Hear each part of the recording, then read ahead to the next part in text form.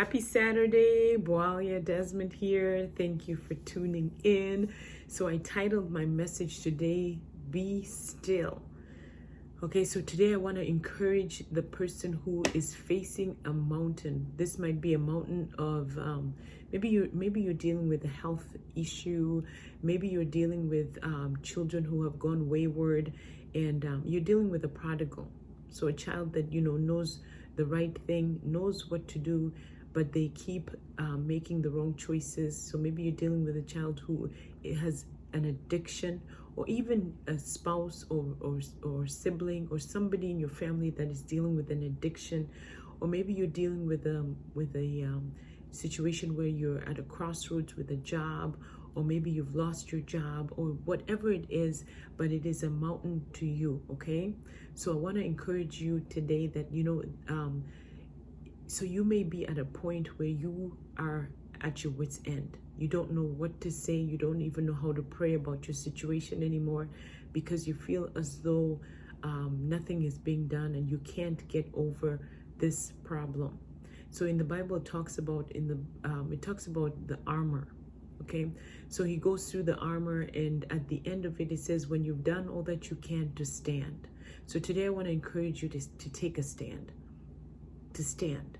When you have prayed all that you can pray, when you have released your faith in asking God and saying, God, I need you to do a certain thing, or I need a certain breakthrough in my own life, but you've come to a place where you are at your wit's end. You don't know what else to do. Friend, I want to encourage you. I want to encourage you that even though you feel as though nothing is happening, even though even though you feel as though maybe as you've been praying that your son or your spouse or whoever has the addiction problem, it seems to be getting worse, even though you feel as though you're doing everything that you can with your health and nothing is working, I want you to take that stand and take your prayers and change them and turn them into worship. I want you to change your words. Instead of pleading, number one, you shouldn't be pleading, because when you have faith, God has given us the authority.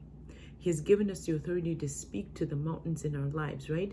So whatever it is that you're dealing with, that is your mountain right now. That is your mountain right now. And instead of praying about the problem, speak to the problem. Speak to the problem. Okay, you have the authority to speak against your sickness, your disease. You have the authority to speak against the addiction that your loved one is dealing with. You have the authority to speak directly to that problem, to that mountain, and cast it into the sea. You have that ability. You've been given that ability to do that. And then speak about praising God in your problem, that He has handled it, that you see a great outcome. So change that into a praise. Change that into a place of worship. Change that into a time where you can glorify God about your situation, because He's turning it around for your good, and He gets the glory. So I just feel as though somebody needed that encouragement today. I want you to be encouraged. Keep on praying. I want you to surround yourself with prayer warriors, surround yourself with partners. 2 weeks ago, when I was in Hobart, Indiana, at a prayer conference, we saw miracles. Okay, we saw miracles. So we know that God is still doing things. God is still performing miracles. God is still on the throne. He's still the King of Kings and the Lord of Lords. And He wants to make Himself known. So speak to your mountain today. Turn around and praise God and worship Him for what He has done and what He's doing in your situation, and that you're not alone. You're not alone. Be still. Be still. Be still. No matter what the enemy is trying to tell you, no matter what lies the enemy is feeding you, in that God doesn't hear your prayers and nothing is happening, be still and know that God is in your corner. Be still and know that He cares about you. Be still and know that your problem is not your problem is not too small or too big for God to handle. It is not too big or too small for him to handle. Be still and know that the God who created the universe, the God who gave sight to the blind, the God who spoke everything into existence,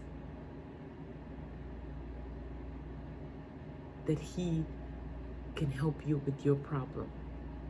So I hope this helps. I thank you for tuning in, and I will see you tomorrow.